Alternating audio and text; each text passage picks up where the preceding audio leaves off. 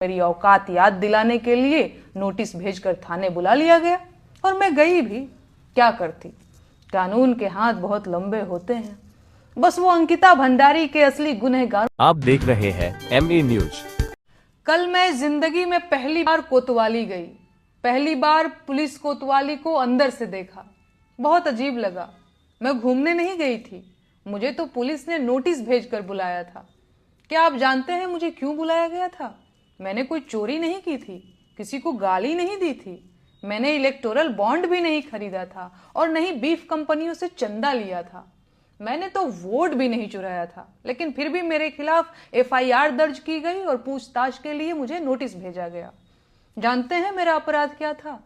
मेरा अपराध यह था कि मैंने इस देश के प्रधानमंत्री से 4 सवाल पूछ लिए थे। मैंने इस आजाद लोकतांत्रिक देश के एक आजाद नागरिक की हैसियत से इस देश के प्रधानमंत्री की आलोचना कर दी थी। बस ये बात सरकार से बर्दाश्त नहीं हुई। होती भी कैसे? एक किसान परिवार की मामूली लड़की की इतनी हिम्मत कि वो प्रधानमंत्री से सवाल पूछ ले। औकात क्या है इसकी? तो बस भाई, मुझे मेरी औकात याद दिलाने के लिए नोटिस भेजकर थाने बुला लिया गया और मैं गई भी। क्या करती, कानून के हाथ बहुत लंबे होते हैं। बस वो अंकिता भंडारी के असली गुनहगारों तक नहीं पहुंचते और स्पेशल सर्विस मांगने वाले भाजपा के VIP भी उससे बच जाते हैं। कानून के ये लंबे हाथ इंदौर में गंदे पानी से हुई मौतों के जिम्मेदारों तक भी नहीं पहुंचते। पेपर लीक कराने वाले, टूटी सड़कें बनाने वाले, अल्पसंख्यकों के खिलाफ नफरत भड़काने वाले, नकली दवाओं का कारोबार करने वाले, खाने की मिलावटी चीजें बनाकर देश भर में कैंसर फैलाने वाले, रेल दुर्घटनाओं के जिम्मेदार, टूटते पुलों के ठेकेदार, जंगल उजाड़ने वाले, पहाड़ काटने वाले और हवा को जहर बनाने वाले नेता, अधिकारी और कारोबारी कानून के हाथों से बच जाते हैं। लेकिन नेहा सिंह राठौर कानून के मजबूत और लंबे हाथों से नहीं बच सकती, क्योंकि वो प्रधानमंत्री से उनकी जिम्मेदारी पर सवाल पूछ लेती है। नेहा राठौर को बचना भी नहीं चाहिए। उसे ऐसी सजा दी जानी चाहिए कि देश और जमाना देखे। उसे उसके मुंह में जबान होने की भरपूर सजा मिलनी चाहिए।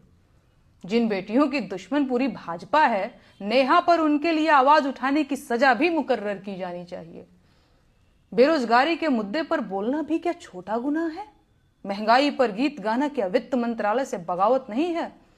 मजदूरों के हक की बात करना क्या लेबर डिपार्टमेंट के काम में हस्तक्षेप नहीं है? और फिर जब सरकार ने देश के कल्याण के लिए अलग अलग विभाग और मंत्री बना रखे हैं, तो मैं क्यों इन मंत्रालयों के मुद्दों पर बोल रही हूं?